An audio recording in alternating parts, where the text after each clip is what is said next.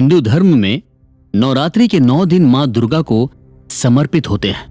नवरात्रि का मतलब होता है 9 रातें। शास्त्रों के अनुसार नवरात्रि की रातों को सिद्धि का प्रतीक माना गया है।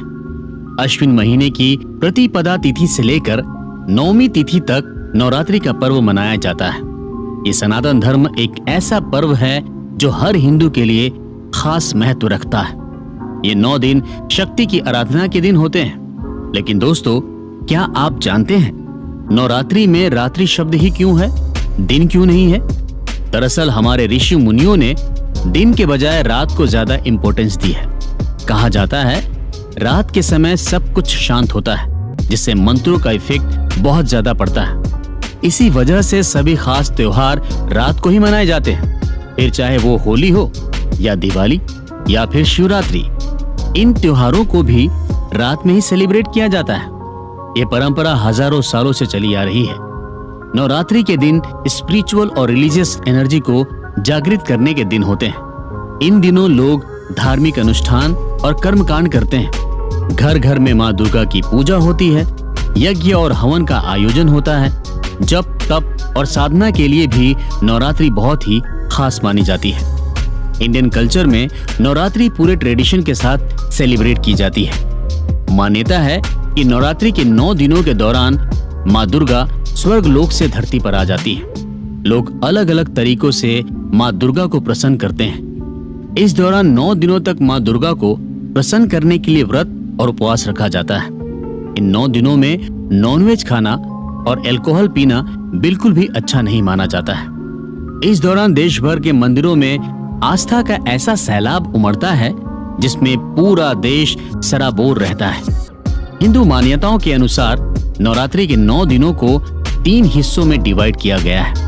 नवरात्रि के पहले 3 दिन मां दुर्गा के शक्ति स्वरूप की पूजा की जाती है। इन 3 दिनों में पहले दिन मां शैलपुत्री की पूजा की जाती है। मां शैलपुत्री मां दुर्गा का पहला स्वरूप है। कहा जाता है कि मां शैलपुत्री पर्वतराज हिमालय की बेटी है, जिनके एक हाथ में त्रिशूल तो दूसरे हाथ में कमल है।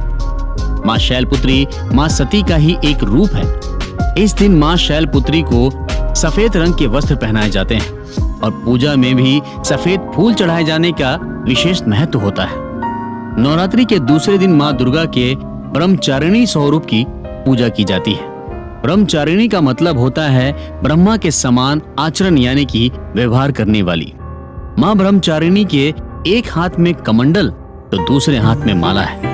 मां ब्रह्मचारिणी के पास भगवान ब्रह्मा के समान ज्ञान और उनकी ही तरह शक्ति है। कहा जाता है कि मां ब्रह्मचारिणी की आराधना से भक्तों को अजय होने का वरदान मिलता है। तो वहीं तीसरे दिन मां दुर्गा के चंद्रघंटा अवतार की आराधना होती है।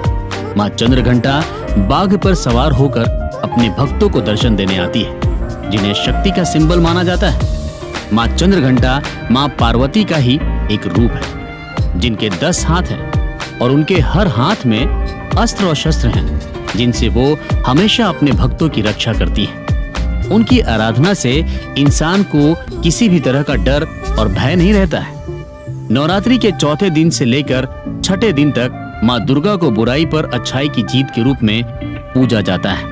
ये 3 दिन अहंकार, गुस्से, वासना और सभी तरह की बुराइयों से मुक्त होने के दिन माने जाते हैं।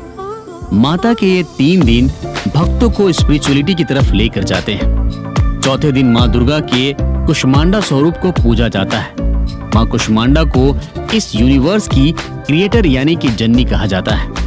मां कुष्मांडा को जगत जननी के रूप में भी पूजा जाता है। इनके 8 हाथ हैं, जिनमें कमंडल, धनुष बाण, कमल का फूल, शंख, चक्र और गद्दा है। मां कुष्मांडा के एक हाथ में अमृत कलश है। कहा जाता है कि उनकी पूजा से सभी तरह की बीमारियों और रोगों से मुक्ति मिलती है। मां दुर्गा का 5वां स्वरूप है स्कंद माता। स्कंद भगवान कार्तिकेय का नाम है और मां पार्वती उनकी माता है। इसी वजह से उन्हें स्कंद माता कहा जाता है।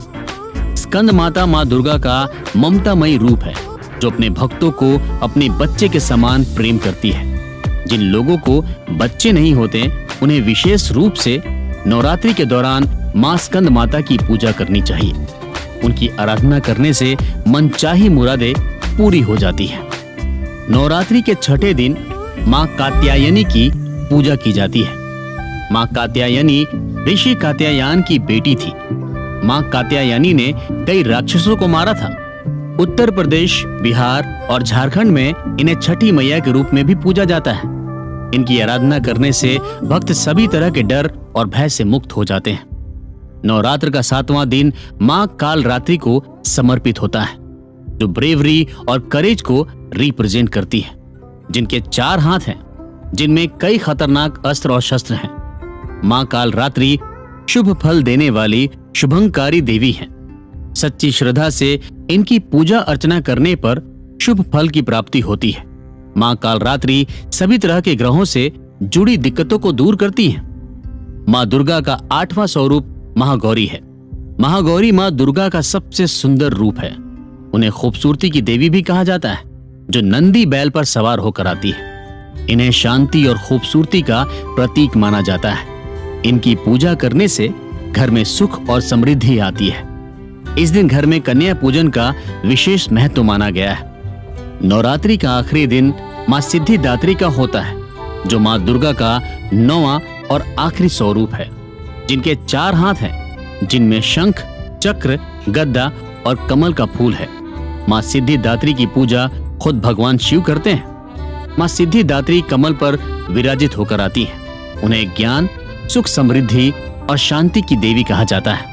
इनकी आराधना करने से घर में खुशहाली बनी रहती है। अष्टमी के साथ साथ नवमी के दिन भी कन्या भोजन कराने का विशेष महत्व है। जो भक्त 9 दिन का व्रत और उपवास रखते हैं, उन्हें खासकर कन्या भोजन अपने घर में जरूर करना चाहिए। ऐसा करने से मां दुर्गा की कृपा अपने भक्तों पर हमेशा बनी रहती है। तो दोस्तों, ये थे मां दुर्गा के 9 स्वरूप, जिनके बारे में डिटेल में हमने आपको इस एपिसोड में बताया।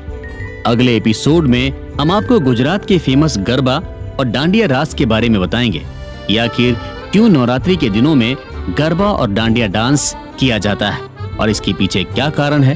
तो सुनते रहिए